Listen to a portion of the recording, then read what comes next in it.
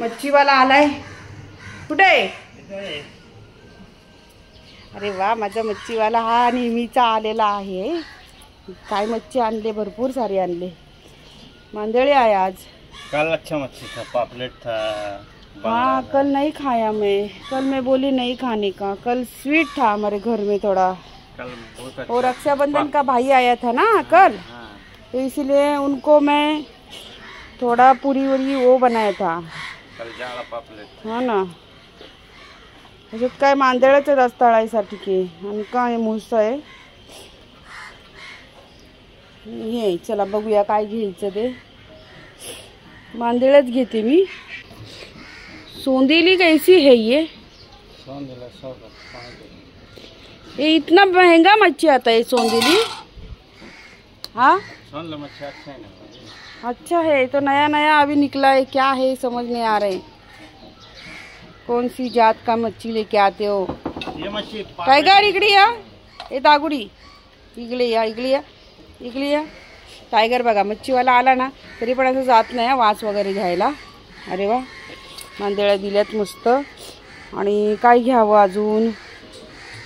सोंदेली घ्यायची होती बट जाऊ दे. कोळंबी टाक चल. 50 का 100 का क्या करू? नाही रे बाबा, बारीक बारीक कोळंबी आहे. चल. नको बोलली ना, नको. तुझा गुरुवार आहे, तू आज धंदा करायसाठी आणि मच्छी संपवायसाठी मला 100 का घे आणि 200 का घे करशील, नाही तर सगळीच घे. 100 का नाही बोली ना, 50 का तो 50 का ही 85 रुपये दूंगी. एक तो छोटा छोटा कोलंबी है. चला ही बघा, एवढी मच्छी घेतली. आणि हा माझा नेहमीचा मच्छीवाला आहे. मागच्या वेळेस आलेला तो जरा कधी मधी येणार आहे ना, तर हा आपला नेहमीचा मच्छीवाला. आणि त्यांनी मला एवढी मच्छी दिले. तर बघा 50-50ची दिलेली आहे है ना. असं आज मस्त मच्छी. गुरुवार आहे आज, पण आमच्याकडे सगळे वार सारखेच असतात. तर मी मच्छीवाल्याला बघा पैसे देते. आणि तर तुम्ही म्हणाल ताई काही फेकू नका, एवढी मच्छी देत नाहीत कोण. तर आमचा मच्छीवाला देतो. चलो ठीक है. कहाँ पे रहते हो? वडाला पे. गाव कोणसा? कलकत्ता.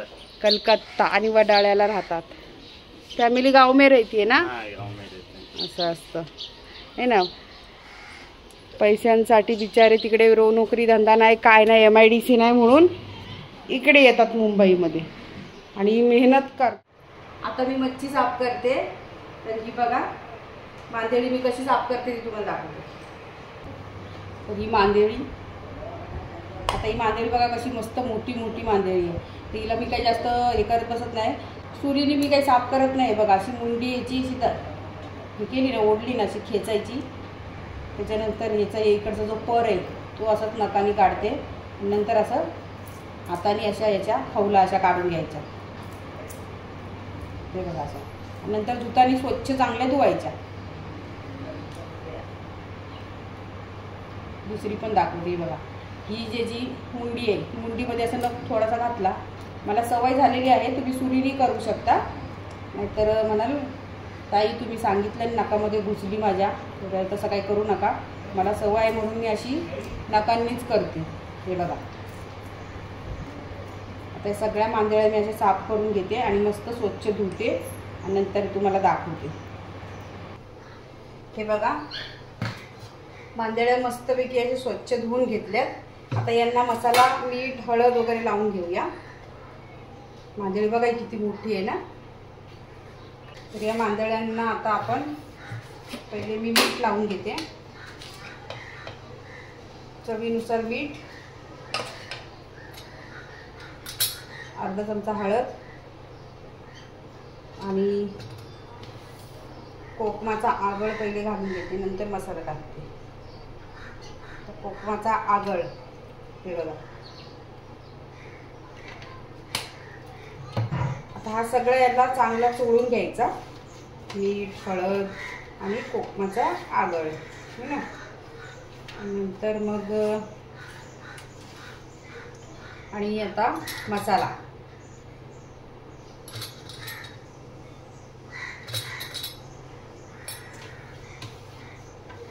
मसाला लावून याला घेते.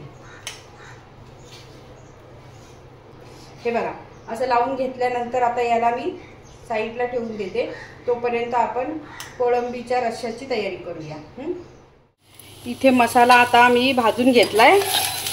हे बघा, कांदा, ओला खोबरा, लसूण आणि अद्रक. तर हे असं याचं वाटण करून घ्यायचंय आणि सोबत कोथिंबीर घालायचे. तर हे बघा, आता हा मसाला थोडा गार झाला ना की मग कोथिंबीर घालून याचं वाटण करून घ्यायचं. गॅसवरती मी कढई ठेवले आणि ही कढई आहे ना, जे मी कांदा खोबरा भाजला आहे ना त्याचीच कढई आहे. आता दुसरी भांडी कशाला घाण करत बसायचं. तर असं ठीक आहे. तर कढई तापले, त्यामध्ये मी आता तेल घालून घेते. 1.5 पळी तेल.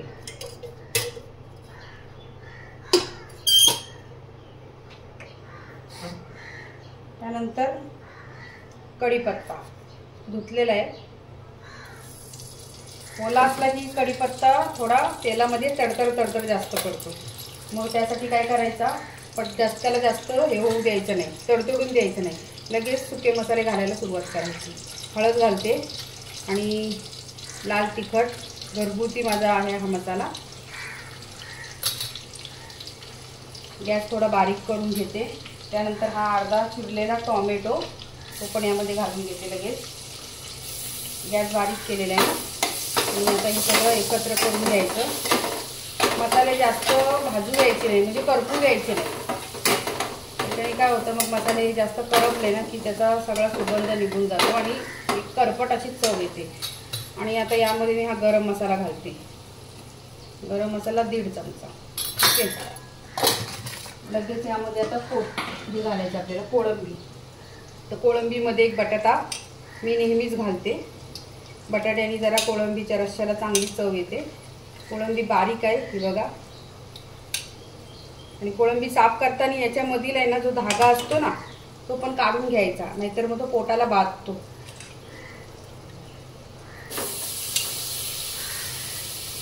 कोळंबी पण आणि बटाटा तो यामध्ये घालून घेते. धक्का उठला. आता हे चांगलं या मसाल्यांमध्ये ही कोळंबी आणि बटाटा एकत्र करून घ्यायचं चांगला. मसाला वाटलेला आहे ना हा बघा. मगाशी जो आपण मसाला वाटून घेतला ना, ओलं खोबरं, कांदा, लसूण आणि अद्रक, तर तो यामध्ये घालून घ्यायचे. आता जेवढा लागेल तेवढाच घालणार आहे. थोडा मसाला जास्त झालाय ना. हे बघा, रश्श्यामध्ये मी जेवढं लागेल तेवढं पाणी घालून घेतलंय. आता यामध्ये चवीनुसार मीठ घालून घेते. आता याला एक उकळी येऊ देते आणि नंतर यावरती झाकण मारते. ही बघा, आपल्या रश्श्याला मस्त चांगली अशी उकळी फुटले. तर काय करायचं, आता गॅस बारीक आणि हा झाकण याच्यावरती लावायचा आणि याला मंद गॅसवरती कोळंबी आणि बटाटा शिजेपर्यंत चांगला शिजू द्यायचा. त्यानंतर गॅस मी घालून घेते. तर तोपर्यंत मी इथे आता भाकऱ्या करून घेते. तर आज काही चपात्या नाहीत, आज तांदूळाच्या भाकऱ्या आहेत. मच्छी असली की जरा तांदूळाची भाकरी असली ना छान लागतं. तर मी तांदूळाची भाकरी करून घेते. त्यानंतर आपली ही मांदेळी ती फ्राय करायची याच तव्यावरती. भाकऱ्या झाल्यानंतर भाकरी बघा तांदूळाची बघा मस्तपैकी गोल गरगरीत अशी मी थापले.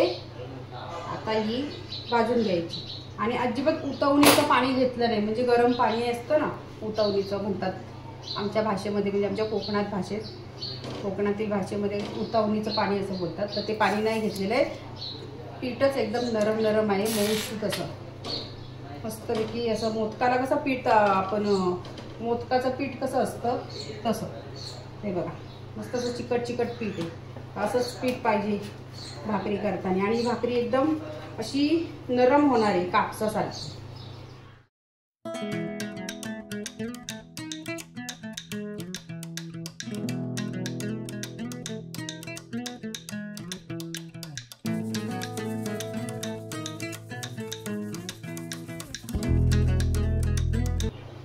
बघा भाकरी आता या बाजूने चांगली भाजून गेले.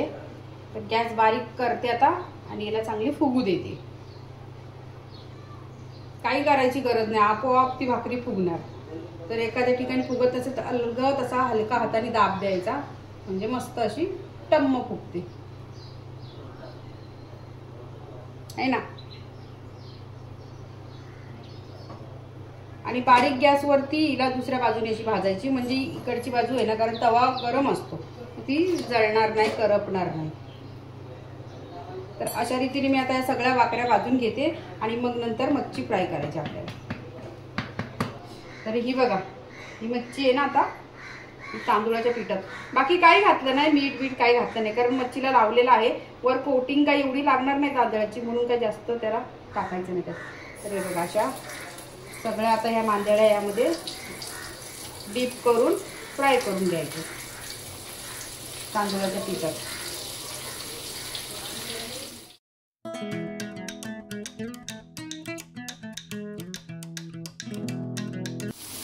सगळ्या मांदेळ्या फ्राय झाल्यात. हे बघा, अर्ध्या काढून घेतल्यात मी आणि अर्ध्या फ्राय होत आहेत. थोड्याशा कुरकुरीत झाल्या की मी आता यांना काढून घेते. चला, आईला पहिले जेवण देऊन येते मी. आई, हा जेवण जेवण या. मच्छी बिच्छी आहे मस्तपैकी. तुम्ही काल बोलले ना मच्छी नाही आहे. हा, किती छान आहे. हे बघा, तांदूळाची भाकरी, भात, कोळंबी कोळंबी आणि बटाट्याचा रस्सा आणि मांदेळे फ्राय. तुम्ही पण त्याला जेवायला, सर्वांना जेवायला बोलवा. सर्वांनी या जेवायला. हा, सर्वांनी जेवायला या. मस्तपैकी तांदूळाची भाकरी. आता मी टेस्ट करते आणि तुम्हाला सांगते.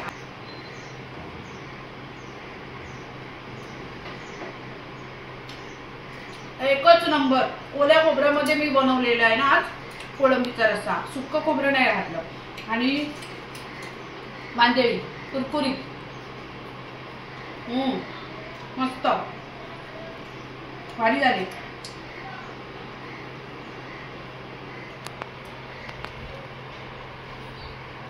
तांदळाच्या भाकरी बरोबर मच्छी ऑसम.